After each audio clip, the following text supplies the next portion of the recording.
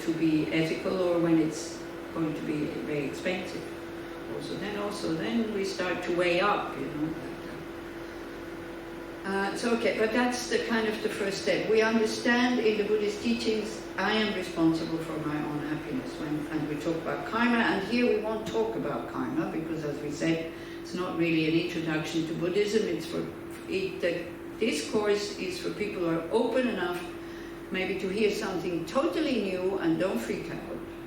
And think like, what on earth is this? It's okay to think like that, but still maybe to be open and to see, would it make sense to have this kind of mind?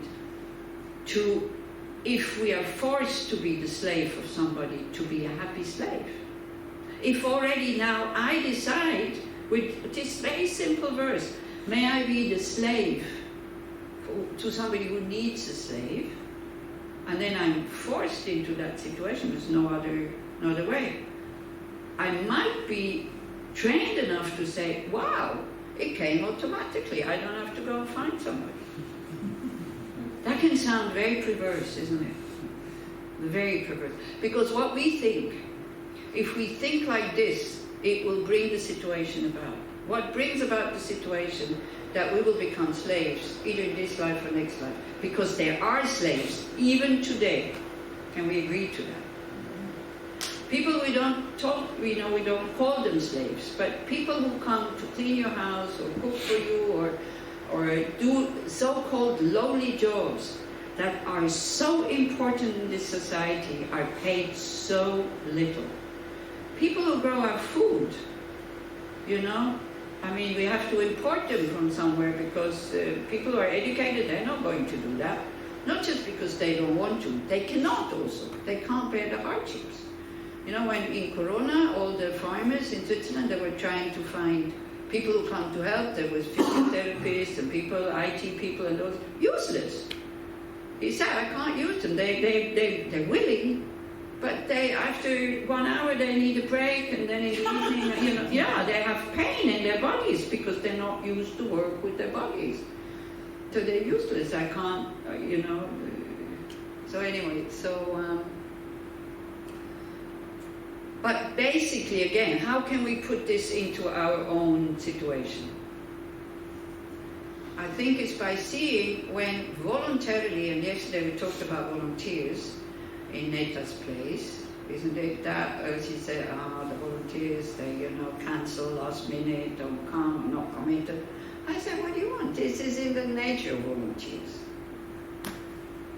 So, when it comes to volunteers, then it's not everybody. And I know volunteers who really do the work because they want to do the work. Whatever work comes, that's what it means, volunteer.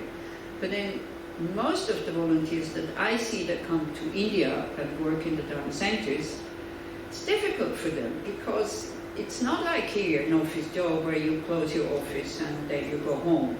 You're kind of on duty 24 hours almost, because if somebody gets sick, you have to bring them to the hospital, you can't call an ambulance. If somebody wants something, or if somebody freaks out, you have to be there also. So then they kind of thought it was a job, I can do whatever pleases me to do. Then they're very unhappy. If you decide, as a volunteer, I do whatever needs to be done. But again, you need to have a reason to think like this, because we're not strong enough to do things and not to expect anything. So then if we think about, okay, if I volunteer, it helps that organization, for example, that I find so inspiring so that they can do their work. And you can really bring your ego in and say, it's thanks to me that they exist. Then you have much more joy in what you're doing, I think. Yeah.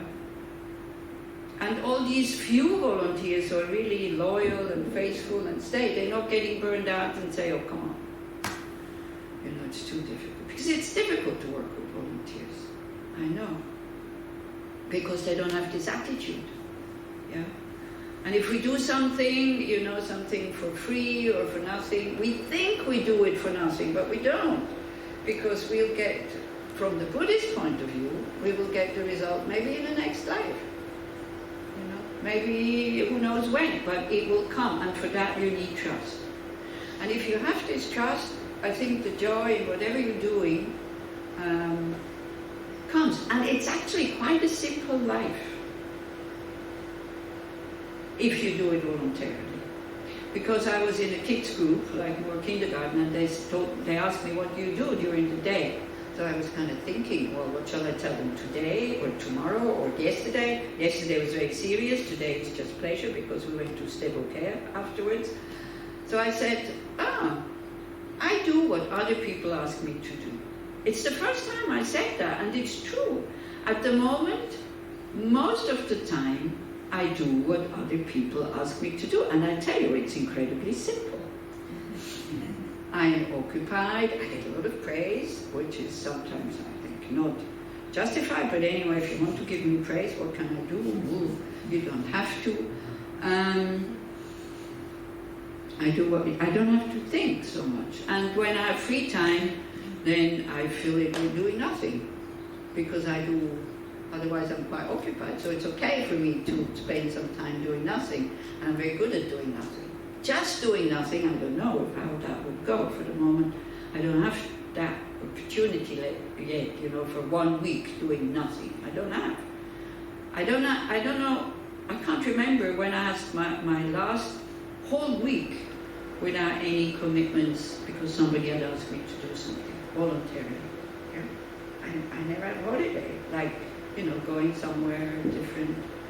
So I think I'm on a holiday all the time, actually, because I'm constantly in different places. So does that sound a bit why one would say, may I be the slave? Okay, in German is Diener. The German translation is Diener, which means servant. So this is, we have to look at the translations also. This is why it's good to use different translations, and it's good to discuss it. So this is what I would like to encourage you when you look at these verses, which are very heavy, Understand that this is for people who have started with chapter 1, or even before, who have started with the Four Noble Truths. There is suffering. The causes are my own actions that I do under the influence of unhelpful emotions, and then we have the whole list. The first one is wrong views, seeing things as inherently existent, grasping at them, and then it gets, attachment, aversion, all this. If you don't know what I'm talking about, I'm afraid I won't be able to explain because we don't have the time, otherwise we're not finishing the chapter. But many of you, and this is now for the many of you who understand what I'm saying, and for the few of you who maybe hear this for the first time, well, one gets up there, and then you know that if you're interested, you have to come down, study, or learn about Four Noble Truths. But most of you, I know that you know what I'm talking about. There is suffering. Do we agree to that? Yes. Life is bloody dissatisfying. I'm sorry to say that. This ordinary life. We run and run and run and make effort and effort and effort for what? For everything to fall apart at the end. For being not able to take anything with us. If we look in the wrong place. But we can already in this life start to look in the right place and trying to be a benefit to others, for example. Making life meaningful, whatever is meaningful for you. My two parents had a very meaningful life. Both of them wanted to have money because both of them were born poor. So mom earned it, mom spent it, it was perfect. And they both of them, at the time of death, they felt my life was really meaningful. I mean, my dad said it because it's normal to be able to say, I'm happy I can leave my children money. That's what the purpose of his earning all the money. He didn't spend it, he got upset when mom kind of spent it, most of it. She didn't say, I had such a meaningful life, I spent all this money because somebody has to spend it. Anyway, so we don't say that. That wouldn't be a common view. But subconsciously, she had a very good life because she wanted comfort and luxury and pleasure, and she had it. Both of them died very peacefully, saying, I had a good life. So you have to check. What is a good life for you? We can't go, you have to think like this because that. This is very, very personal. I think Buddhism is very personal. You have to check up, and even the Buddha said, check up. If that suits you, if that works for you, if you find that attitude helpful, right? Are you still too cold? Maybe somebody can give you a shot. It's okay? So, so we check up. So the causes for suffering, that it's our own actions that we do under unhelpful emotions. This, I think, is a bit more difficult to see because usually it's the other person's fault. That's what comes spontaneously, isn't it? When we suffer, then, you know, or somebody hurts us, or, you know, the government is not the way we want it to be, the country is not run the way we want it. No country is run the way all people want it to be. None of them. It's not in the nature of governments to be able to run a country that everybody is happy. It's impossible. Not even the Buddha could do that. Not even God could do that, I think. Because these want that, and this one wants this one. So, you know, not possible. Okay, but can we see that, or can we accept? We can't see it, because again, yesterday somebody said, well, with Buddhism, you know, I need proof for rebirth and karma. I mean, I cannot give you that proof. It has to sound beneficial for you to adapt that you. And it's not beneficial for everybody, you know. It's fine, you don't have to adapt it. I don't know why people feel under pressure so that I have to kind of prove to them that all this is true. I can't, you know. We also need some trust, but the trust comes when we see there is suffering. Yeah? And we can see already now the causes of suffering is greed. Like so many people have far too much, and it's not me, isn't it? Always. Everybody thinks like this. Other people, they have far too much, but no, not me. Have you ever thought like this? Not me. Me, I'm average. I read in the Jerusalem Post, there's 42,400 millionaires in Tel Aviv. Yeah. So I don't know if it's true or not, but 42,000? No, doesn't make sense. 42,400. You can maybe find the article in the Jerusalem Post. It's can from. afford to live in Tel Aviv. Yeah. Nobody left. And nobody Well, maybe they counted what, you know, apartments, what they own. Yeah? Yeah, that's true. So is that not a millionaire? Yeah. Yeah. Yeah. More than a million. Yeah. There's a lot of them. Sounds logical to me. And some billionaires also. Okay. Then the third noble truth is that we can seize, we can stop these causes. And this for us, I think it's difficult to believe or to trust or something like that. But if you have an interest in stopping the causes and seeing the causes, and you work skillfully, I'm not talking about suppressing negative emotions or whatever, but you work skillfully with your unhelpful emotions, and you look, where do I have wrong view? Wrong view can be adjusted into right view, that's for sure. The right view to see reality as it is. Everything is impermanent, everything will fall apart. There is no lasting happiness in ordinary beings' minds. There is no government that can run a country that everybody is happy. It's not possible. You know, if we can see that, but we have this wish and this hope that for me there should be lasting happiness, for me there should be no suffering. But if we don't stop the causes, it will not happen, right? So if we can start to see that, and we can start to kind of work with this, and to see also that we have a very strong feeling of I and me, the center of the universe, right? Especially when we're not well. It's like people want to help us, and you go, no, you can't help me. It's true, because we isolate ourselves.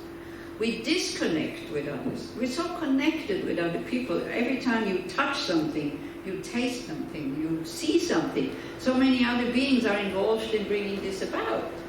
And we say, I'm alone. We're constantly surrounded by numberless sentient beings. which is divided by walls, by houses, by distances, by oceans, by mountains. But people say, I'm so lonely. All we have to do is open up our heart towards them. That's all. You hear somebody making noise, instead of going, oh, you go, oh, this is happy noise, how wonderful. You hear a baby cry, 3 o'clock in the morning, instead of going, oh, I can't sleep. Oh, may that baby calm down. Something like that. Maybe you'll be able to fall back to sleep because it makes your mind more spacious. Or you can even think, good thing it's not my baby. But I'm not responsible for that. And then I have compassion for the mom. Yeah? And then my misery is going a bit like that. So it's that we can seize all suffering. I mean, for me, in a way, it's so logic that we must be able to seize all suffering because we have the wish to seize all suffering. I don't have a wish to have 4 arms because I know it's not possible. But we all have a very deep, natural wish to be happy and to be from suffering. So where does this wish come from if it's not possible? I would say it's our natural being that is calling us, who says, hey, you could be in a much better way here. Why are you running after the wrong things? Yeah? It's telling us something. So then we have to find a view that we didn't discover ourselves yet. Why we suffer? What are the causes of suffering? Right? And then we have to see whether we trust or not.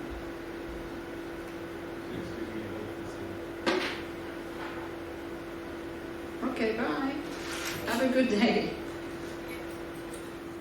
So like that. So that's that is when you enter the Buddhist path. Knowing the methods how to deal skillfully with your own negative emotions, that's the beginning really. How to deal skillfully with your own negative emotions, and then applying them with a strong, very strong wish, like to really go into that thing, I don't want to suffer, to listen to that, but also to then trust the tools that you will apply, because otherwise it will make you more miserable. It's like not wanting to suffer and not doing anything about it. And then we call this taking refuge.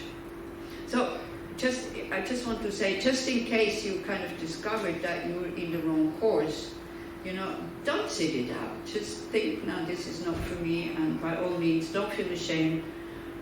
Say goodbye and go. It's fine. For me, it's absolutely fine. Nobody has to stay if you don't want to stay, right? So, yeah, Shaket is not going, I know. So, because I know him. But because there's a few people here that I don't know, so I don't know. I don't want to waste your time with things you don't want to hear. But I also don't want to drive you away. So just feel totally free to either stay or go. Don't feel embarrassed, don't feel ashamed, don't think you need more courage to stay or to go. Just feel free, okay? Can we agree to that? Is that okay? And don't forget, you don't have to believe anything I'm saying. I'm giving you Buddhist views. You want to adapt them, fine. It's too much, also fine. But then look further, find that wish that we have to be free from suffering. Then you ask yourself, okay, what do I do with this? How do I deal with this? Do I have a method? Do I have means? And then we can at least try.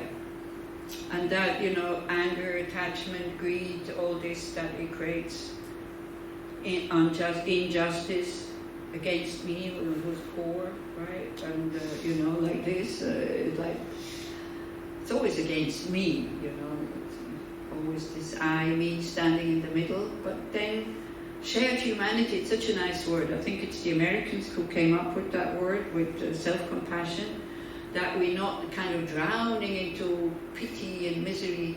I'm not the only one. Yeah, so then kind of it opens up a bit. Yeah, but my problem is the biggest. Yeah, but I'm not the only one. Then we look at people with bigger problems. Then we feel guilty that I'm not happy because they have bigger problems.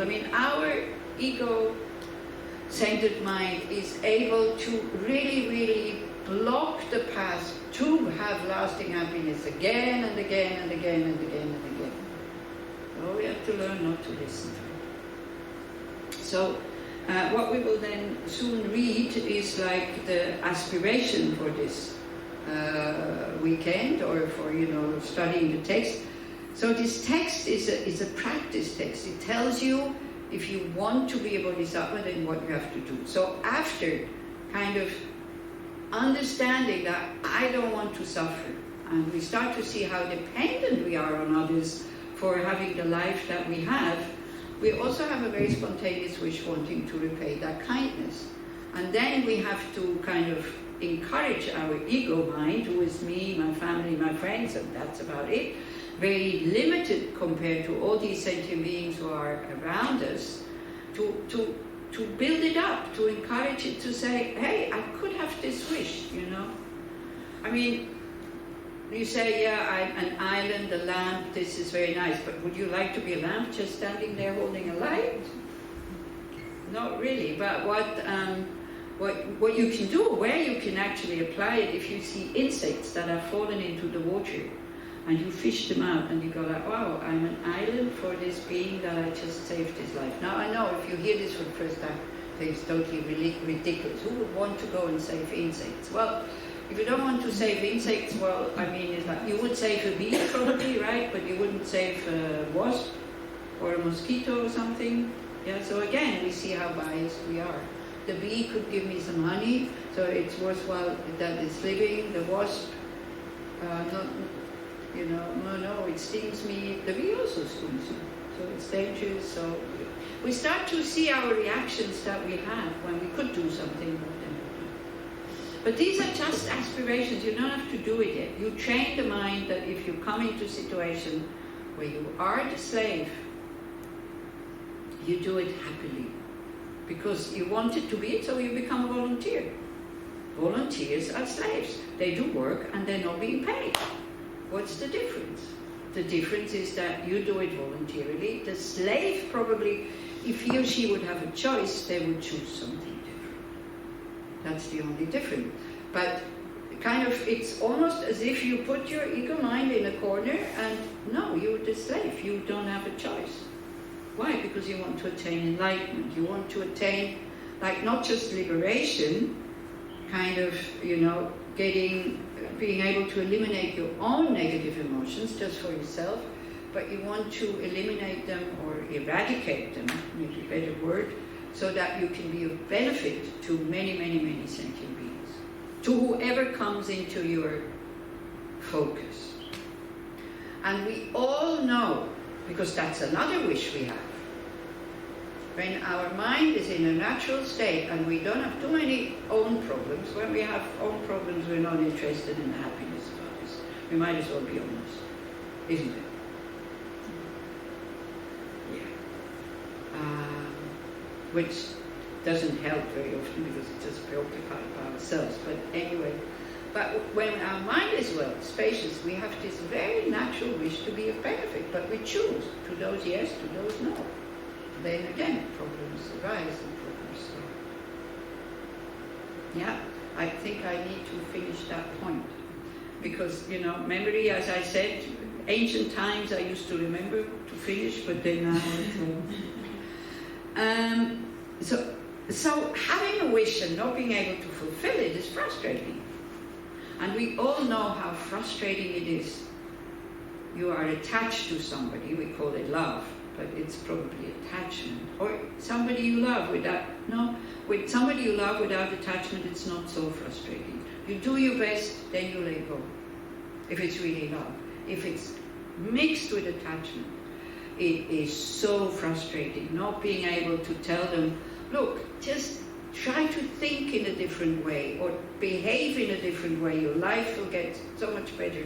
But wait, we're not inspiring enough for them to do it. Have you ever met such a situation? Especially with children, isn't it? How is it? Fulfilling, saying, oh well, I did my best, they don't want to listen. It's painful. Because you have that attached love who can't bear to see mother, father, brother, sister, partner, kid, especially with the children, I think, you know. And then we forget that we also were children. And we also did so many stupid things. And somehow we came out okay. More or less. So then it's not so much, you know, but I have to be able to help. So the wish of a bodhisattva is somebody who wants to attain full awakening in order to have the skills, not just to be free from, you know, being under the control of negative emotions, but also having totally open heart, very spontaneously towards all sentient beings. That's a nice wish, isn't it? So as it said, it needs to be appealing. And then with the practice over eons and eons, and many, many, many lifetimes, we will get to that point where we're able to do it. The problem is when we look at these verses from Shantideva here, we think we should be able to do it. And then we say, oh no, it's difficult, I can't do it. We feel low about ourselves, again ego comes up. So that's not the point, right? So again, you know, it was kind of mild verses here that we did, except for the slave, you know, these aspirations. Now we take Nagarjuna's 20 verses, which are at the end of the Ratnavali. It's a text that he composed for a king. Nagarjuna is another Indian scholar that he composed for a king, how one should behave, basically. Yeah, so it's the first one.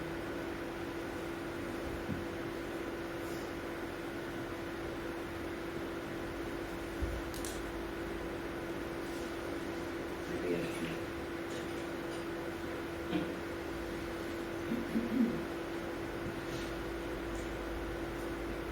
So David is not used to that computer, but he will get used to it very quickly. Okay. So the way to amass limitless merit. Imagine, I mean, Nagarjuna says, just to think like this, we amass limitless positive potential to then attain, to have the, you know, to have the energy that we need to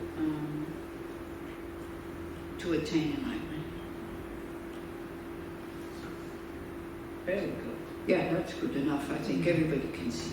So we can recite it together, or you just read it, or you close your eyes and you listen to me. So therefore, each day, 3 times a day, before the statue, stupa or elsewhere. Of course, for you, it does not apply, because you have this huge thing about statues, that you're not allowed to make statues. It sits, I mean, it's cultural. So the Buddhists, they have lots of statues, not to admire them, not to be kind of wow, but to see the result and say, I want to attain that state. That's just to remind ourselves and to receive the blessings. Because when we see these forms, and we think somebody has finished that path, somebody, not just one, but many, there are many Buddhas, they have finished this path, so then to ask for blessings and to support and resources, because the same way as we are making aspirations, may I be of benefit to others, they made aspirations on the Bodhisattva path, they have finished, they have attained that goal, so they can be of benefit. They're not only potent, but they can influence us. And then very often also in Tibetan Mahayana Buddhism, there's talk about a guru, like somebody in a human ordinary form.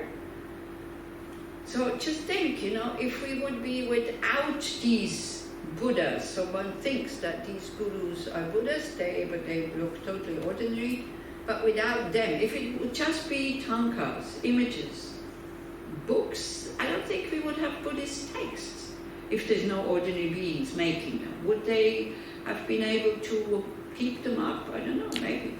Books, maybe, but not any living being was able to inspire us to go on this actually crazy path almost. You know, it's not so ordinary, this path. It's quite, when you hear this for the first time, you go like, what? Yeah, you need to get used to it, and you need to see slowly by practicing very, very gently. First just the aspiration, and then slowly trying to put the happiness of others before you. It's like you let them go on the bus first. This is how